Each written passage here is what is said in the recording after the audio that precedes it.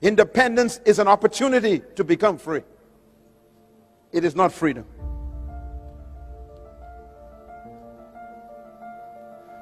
They were delivered from Egypt. They were independent from Egypt, but they still wasn't in the promised land. You are not yet in the New Guinea that God promised you yet. Because that Papua New Guinea requires a new kind of mentality.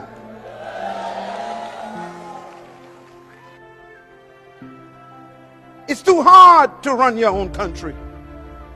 It's too difficult to take responsibility for your own future. Take us back to a place where other people ran our lives. We didn't have to think. Take us back where they provided peanut butter and cheese.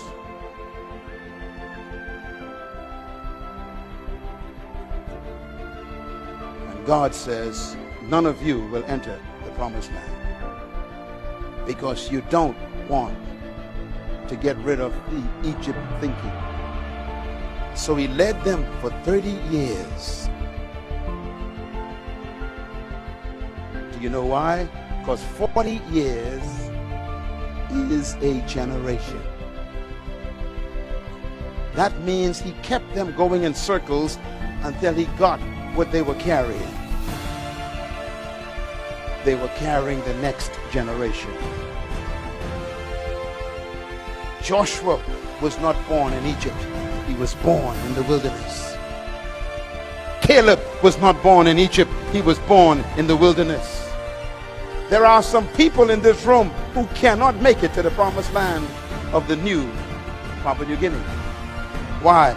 They still want to go back. I'm not talking to you. I'm talking to the one right behind you.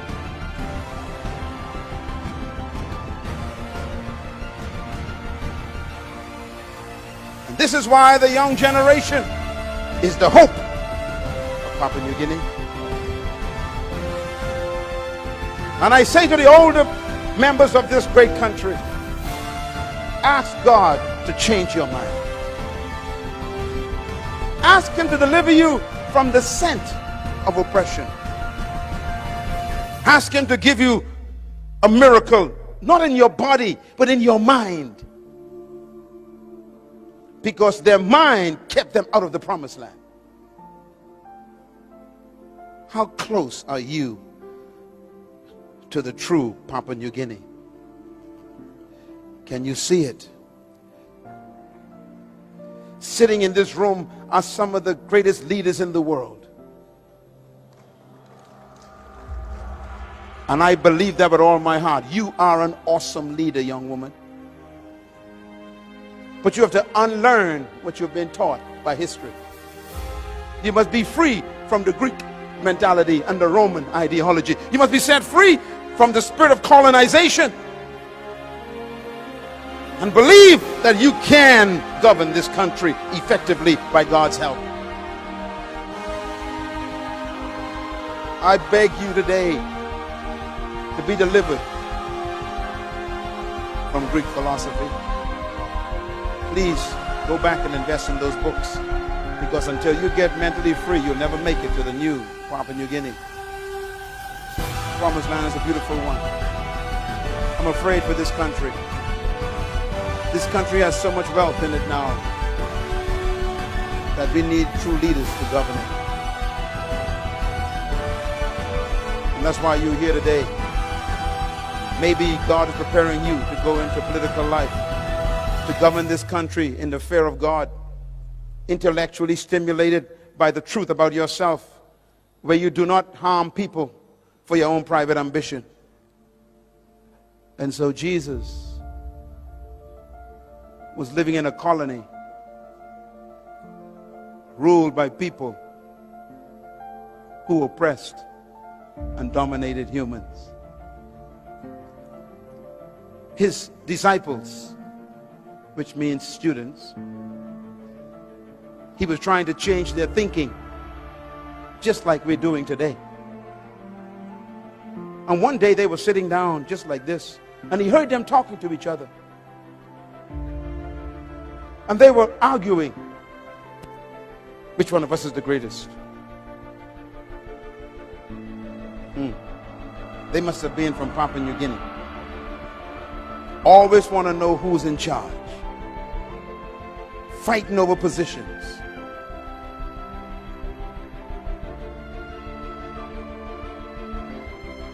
And he said to them, what are you discussing? He heard them. And they were so embarrassed. He said, are you asking who's the greatest among you? The Bible says he called a little child. He says, come, baby. And he put a child in the middle of them. He said, the greatest among you is like a child.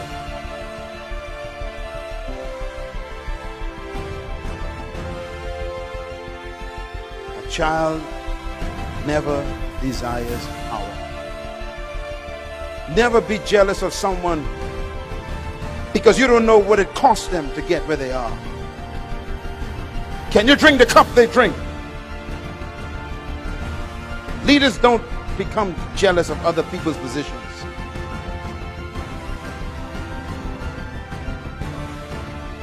And then he said these words.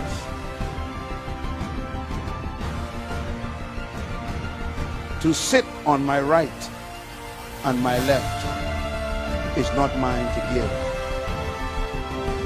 These places belong to those for whom they have been determined by my Father. That means you can't even pray to Jesus for a position. Because in my kingdom, if you want to be a great leader, you must become the servant of everybody.